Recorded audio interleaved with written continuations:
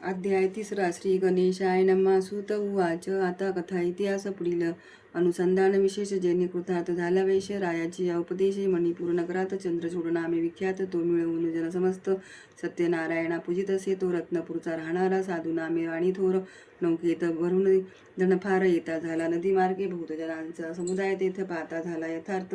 मणी धरून या मनोरथ येता झाला ते ठाई. चांदवे लखलखीत गहन मणी मोत्यांची शोभायमान नृत्यवाद्य आणि गायन तेही ऐकता झाला. विप्रवर करीती वेदाध्ययन ऐसे मनोहर रम्य स्थान पाहुणे हर्षयुक्त मन वैशाचे झाले की कर्णधाराशी वने वचन. मी ते पाहुणे येतो परतून तोपर्यंत नौका येथून चालू तुम्ही न करावी. त्यावेळी सेवक जन हात जोडून बोलती वचन.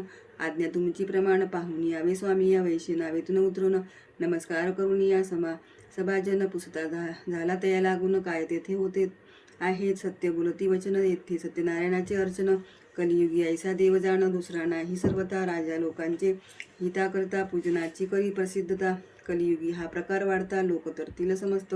2 घटिका येथे रावणी ऐका कथा ऐक परम गहन. नंतर प्रसाद घेऊन जावे आपले नौकेवरी. ऐसे कोणी साधू आणि वर बोली तया लागुनी. कैसे पूजन करावे कोणी हे सर्व मत प्रति सांगावे. सभ्य उवाच. सत्यनारायणाचे पूजन फळ ब्रह्मा आणि देव सकळ. सांगावया नाही प्रबळ ऐसा कलियुगी फळदाता. परंतु थोडे तुझ लागून सांगतो ऐके प्रेमी करुणी. निर्धनी होनी धनवान अतिउत्तम सुखभोगी. अपुत्री पुत्रवान होई अंधा येती नयन. राज्य केले तया लागून प्राप्त होये तत्काळ. जी जी कामना करीती जन तिथी देव तो सत्यनारायण. पूजकांचे सर्व विघ्न तात्काळ स्वे नाशितो. साधू आणि हे ऐकून गळ्यात अंगवस्त्र घालून अभ्यास नमस्कार करुनी बोलता झाला ते वेळी. सत्यनारायण उवाच. मजला संतती नाही जाण कृपा करुणी सत्यनारायण. पुत्र अथवा कन्या रत्न कृपेने जे देईल. पताका कांचनी करून मी पूजिले सत्यनारायण. हे ऐकून समस्त जन महती प्राप्त होती तुझ लागी. ऐकून हे प्रतिउत्तर संतोषले त्याचे अंतर. करुणी श्रीहरीस नमस्कार प्रसाद घेता झाला. तेथून आला नावेवरी. सेवकास आज्ञा करी नौका चालवावी सत्वरी. घराप्रती येता झाला श्री येणे मंगळ वैभवे. साधू ओवाळीला जीवे भावे. आनंदे करुणी स्वभावे. श्रीहरीची वै तसे गेला कौतुके काही काळ. ऋतुस्नात झाली वेलाळ. पती संयोग करून तत्काळ गर्भधारणा करीती झाली 9 मास भरता जाण.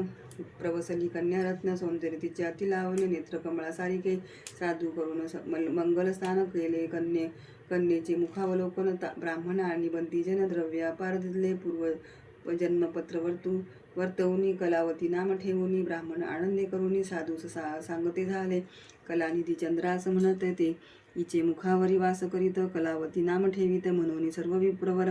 शुक्ल पक्षी कला वाढत तैसी ती थोर होत. प्रौढावस्था ती सयेत विवंचना करी लग्नाची. गोकांचनपूर विख्यात तेथे शंखपती वाणी राहत. धनिका आणि कुळवंत वर नेमिता झाला. शुभ दिन लग्न घटिका पाहून कन्या अर्पिली त्या लागुनी. अग्निदेवाची साक्षीने लग्न करिता झाला. वाद्य नृत्यादी गीत याचका बहुत द्रव्य देत. 16 केला दिवस 7 आंदण फार दिदले. जामातासी पुत्र मानुनी घरी गे ठेविला तत्क्षणी. सत्यनारायणाचे अर्चन केले नाही जाणपा.